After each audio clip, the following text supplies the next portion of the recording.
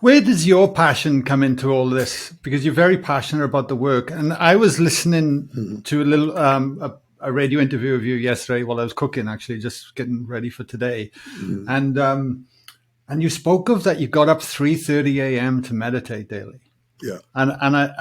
Instantly, and I can relate to that. You know, Uh-huh. I'm not 3:30. I'm 5:15. But Okay. but Go to bed earlier. yeah, I do go to bed early. Yes, yeah. And I remember if I'd heard that 10 years ago, I think, what is this guy nuts? You know, like. That's what my wife thinks. But there's clearly a deep passion and your own self-realization around the work and why you do that, and to have a practice like that. So I'm fascinated. Okay. Really. You want me to tell you how that started? Please, to give people context to why, and then even then why we do that. Yes, there's no doubt I'm on a mission, and you'll see why in a few minutes here. So I was born and raised in New York, outside of New York City, and in my adolescence, very young actually, I started using drugs and alcohol, and by the time I was 16 or 17, I was into hard drugs, got addicted, very bad. My father died in the middle of all this. And I was in and out of 7 drug and alcohol chemical dependency treatment centers, none of which really did anything except made me a little more crazy.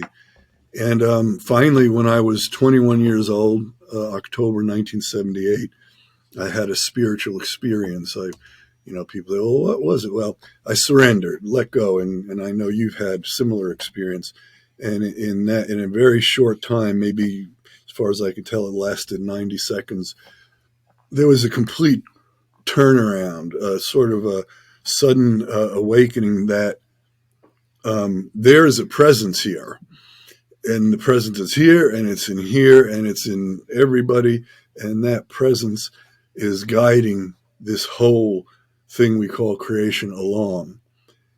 And at that point in my life, I had overdosed several times, ended up in ICUs on pumps and ventilators and all that. And so when this hit me, I realized that I had been, not that I'm anybody special or unique, but I had been spared. I for many intents and purposes, I could have passed away several times by the time I was 21. And I kind of accepted that back then. But anyway, so the spiritual awakening happened. And I didn't have a home at that point, but I realized very, very quickly that I had to give back. I had to do something to share what I experienced. This is how many of the different treatment processes get started. Somebody has a profound experience and they want to share it with the world. And I didn't get the Messiah complex or anything, but I knew I had something that if it could heal me in my life, it could heal other people. So I went back to school, was able to get back into university. Even with all the drug use, I still have a good intact intelligence. And I ended up in Georgia attending chiropractic university. And I only stayed there about 2 years. I felt like it wasn't quite for me. Kind of like you, I was more towards this internal process. And I went to a meditation retreat center.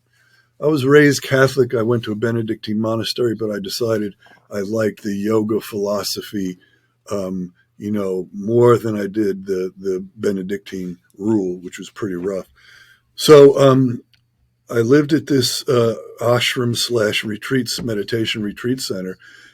And the spiritual director, who was my mentor, my guru, was a disciple of Paramhansa Yogananda, the fellow who wrote Autobiography of a Yogi. And he was the last living disciple. And he used to start work at 2 a.m. So I started sort of getting in this habit of getting up very early to meditate. And there was this beautiful meditation hall there, and I would go there on my own. And, I know meditation is a challenge for many people. I can't, I hear many things like, I can't meditate, my mind won't shut up. Well, that happened in the beginning, but then, if you, that's why it's called a practice. You suddenly hit something, which I did in the first year of living there. And meditation became this profound attraction for me, where I would just sit and the process would start and happen by itself. So, 40 years ago, I started this habit of getting up at 3:30, sometimes 4, and meditating for a couple of hours a day. And it's never left me. My entire life really revolves around that. It's not, I like to say my life revolves around my meditation versus meditation revolves around my life, because it's so rewarding. It's so powerful. It's a communion, with this divine presence that is incredibly healing. And I like to keep myself as clear as possible for the clients that I work with. And I think it's really important for practitioners, and I know you know this, to be as centered, as clear, as spiritual as they can be in their own being, because that is what really brings the healing process to their clients. And, I've worked with tens and tens of thousands of people across the spectrum. And I still teach meditation. We have 1/3 of our office is actually a meditation hall.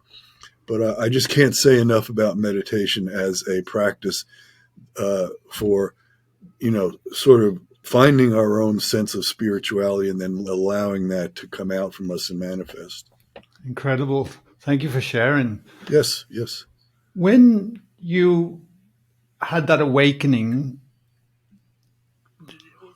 would you have found yourself, do you think, at the meditation school at some stage if you hadn't had it? Because quite often it's challenging, isn't it? Because the biggest challenge I found is I started having these experiences, and they were accelerating, and it was making me realize that we're much more than what we've bought into the physical aspects of ourselves, and you want to share it with the world. But only if people are ready to hear it, of course. Yes.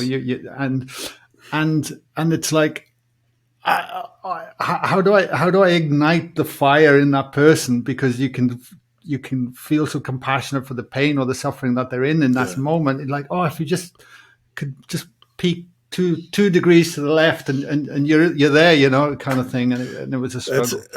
That's a great challenge. And, honestly, I would not have lived much longer had I not had that spirit. It's like, I needed the baseball bat. There's like the wand and there's the baseball bat. Well, at that point, it was the baseball bat. Wake up. And but much of this is destiny. If we have a spiritual teacher and we're truly, we're sincere in our hearts, they will come to us. We will find them, when the disciple is ready, the teacher appears. That's absolutely true. But, and I understand what you're saying about, and what I found, because when I had that spiritual experience, and I had many, many others after that, I wanted to go out and tell it, hey, you know what? You're God. Well, this was in North Georgia. This is, you're from Australia, but North Georgia is pretty rural, hillbilly country. And that didn't go over real well. Finally, my spiritual teacher said, keep your mouth quiet. Just be that awareness, that presence. That's the greatest thing you can do for people. There was a spiritual author of spiritual books, Joel Goldsmith. And he said, it may not be the clients that come to you for healing that get this consciousness from you. It may be the person you walk past down the street. It may be the person at the checkout counter. That's where the healings may really occur. You don't know. But the point is, stay in that consciousness, and it will have this effect on other people. You can't make it. You can't take somebody and wake them up. It's a natural process. It's going to be different for everybody. But what we can do is stay centered in ourselves and be as clear as we can in ourselves, and that will affect the people around. And then they even say it'll affect your family, your ancestry, both backwards and forwards, which is interesting. Many traditions teach that if you pursue this spiritual awakening.